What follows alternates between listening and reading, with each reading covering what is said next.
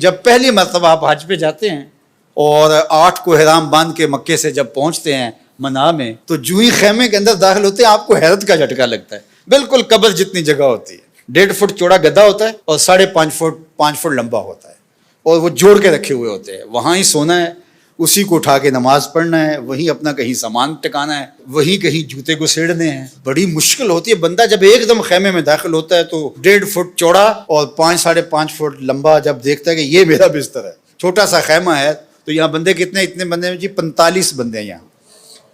اور وہاں تو پھر جب کروٹ بھی بدلتے ہیں تو دوسرے کے اوپر گرتے ہیں، پاؤں دوسرے کے سر پہ ہوتے ہیں اور ادھر والے کے پاؤں آپ کے سر پہ ہوتے ہیں. اور وہاں آپ نے کتنے دن کاٹنے ہوتے ہیں، اور وہ کتنا مشکل ہوتا ہے. پھر واش روم میں جو لائن لگی ہوتی ہے تو وہ کتنا مشکل مرحلہ ہوتا ہے.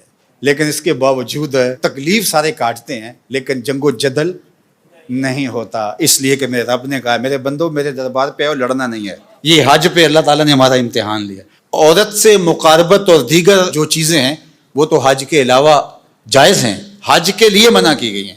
لیکن فسوق اور جدال، گناہ کے کام اور جنگ و جدل، لڑائی، یہ حج کے باہر بھی جائز نہیں ہے، لیکن خاص طور پہ ان کو حج کے اندر بھی منع کیا گیا. چونکہ ہجوم ہوتا ہے اور ہجوم کے اندر لوگوں کا آپس میں لڑ پڑنا، جھگڑ پڑنا، تو یہ ایک عمومی طور پہ ہوتا ہے.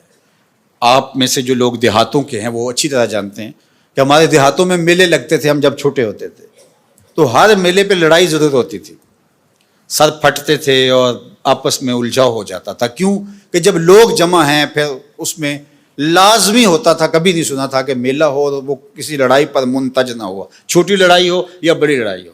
کیوں؟ اس لیے کہ لوگ اتنے زیادہ ہوتے ہیں تو لڑائیاں ہوتی ہیں. اللہ اکبر.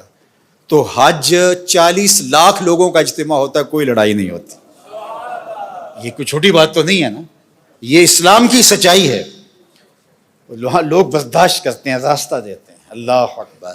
حاجی کے لیے دل میں نرمی پیدا ہو جاتی ہے. تو جہاں 4 لوگ جمع ہوتے ہیں وہاں لڑائیاں ہوتی ہیں. حج سے بڑا میلہ کیا لگ سکتا ہے؟ یہ تو 4,000 10,000 50,000 کا میلہ ہوتا ہے، وہ 40 لاکھ کا میلہ ہوتا ہے. لیکن اس میلے کے اندر لڑائی نہیں ہوتی، اس لیے کہ میرے رب نے کہا ہے کہ ولا فسوق ولا جدال. او میرے بندو تم نے لڑنا نہیں ہے. کہا مالک تیرا حکم ہے، نہیں لڑیں گے. حج پہ ایک اور امتحان لیتا ہے اللہ. وہ کیا؟ احرام کی شرط ہے نا، پردہ دار خاتون بھی ہو اس کو بھی حکم ہے منہ نہیں ڈھانپنا، تیرے چہرے پہ نقاب نہیں آنا چاہیے. اللہ کا گھر کعبہ سامنے، مطاف، وہاں تو بے پردہ عورت بھی جا کے پردہ کر لے، لیکن کہا کہ احرام باندھا ہے تمہارا چہرہ نہیں ڈھکا ہوا ہونا چاہیے.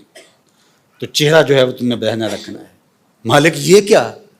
کہا میں دیکھنا چاہتا ہوں کہ میرے بندے میرے گھر کے سامنے آ کے میرا حیا کرتے ہیں کہ نہیں کرتے. یہی تو دیکھنا چاہتا ہوں، ان کی آنکھوں میں شرم آتی ہے کہ نہیں آتی. یہی تو امتحان لینا ہے بندے کا. اور وہاں مجال ہے کہ کوئی کسی کی آنکھوں میں آوارگی آ جائے، کسی کی آنکھوں کے اندر بدکاری آ جائے.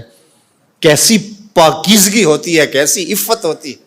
یار اپنی بیوی بھی ساتھ ہو تو تم اسے بھی اس نظر سے نہیں دیکھ سکتے، تو پھر کسی اور کی خاتون کو کوئی کیسے دیکھے گا؟